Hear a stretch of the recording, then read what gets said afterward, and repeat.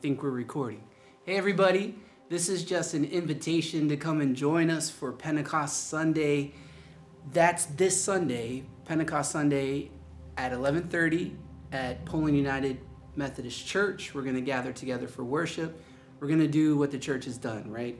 We're going to gather, we're going to sing, proclaim, share communion with one another, and then be sent back out into the world. So I want to invite you to come and join us. This is a good Sunday. We'd love to see you. Let me tell you a quick story. Clarence Jordan was a farmer and a New Testament scholar. He was also the founder of a community called Koinonia Farm. It was this small but influential Christian community in Southwest Georgia. But what some people may not know is the cost that this spirit-filled fellowship took on.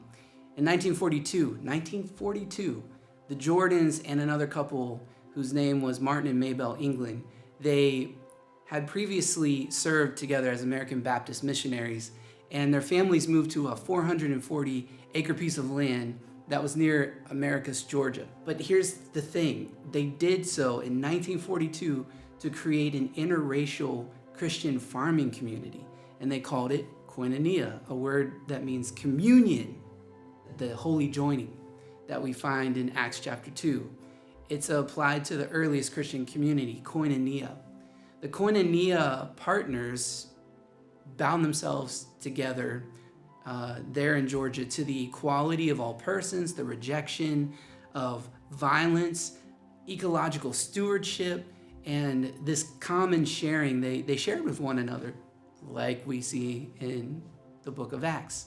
This is the outpouring of the Spirit. This is the work of the Spirit. For several years, the residents of Koinonia, they lived in relative peace alongside their Sumter County neighbors.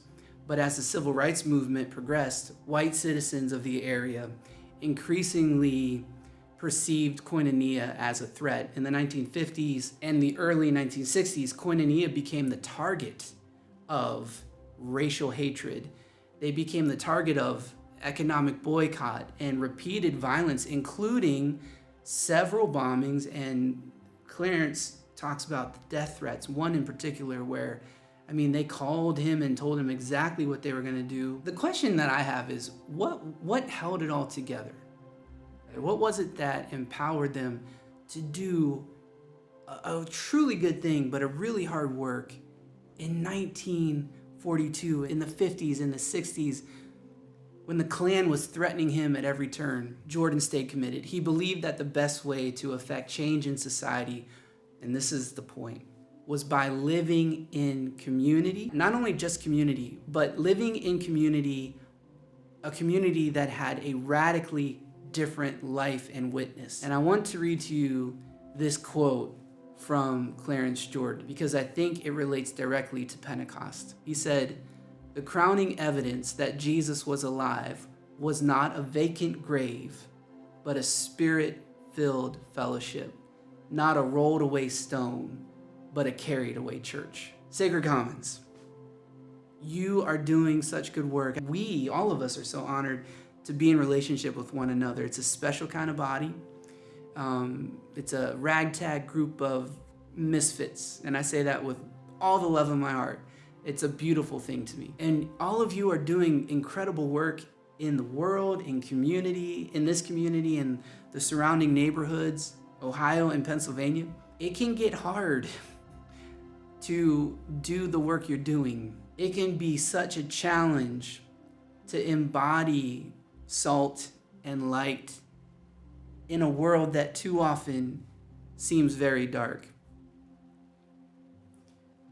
But you can do it, we can do it because of this reality, and it's the same reality that Clarence Jordan pointed to. That we can be a spirit-filled body of communion, that we can come to a table that feeds us with food that somehow animates our soul so that when we're sent back out into the world, we can do what God has called us to do. We can love and serve the Lord as faithful witnesses. I think that's the beauty. I think that's the loving power of the table. So I want to invite you to the table this Sunday. I want to, with all my heart, just tell you how happy we are when we can see you and worship together there in each other's presence. And this is just an invitation. It's a great Sunday to come. Pentecost Sunday, a spirit-filled church is the greatest witness for this world that desperately needs you to be the love of God and the hands and feet of Jesus Christ. And I think we can do it. We can do it together. Peace.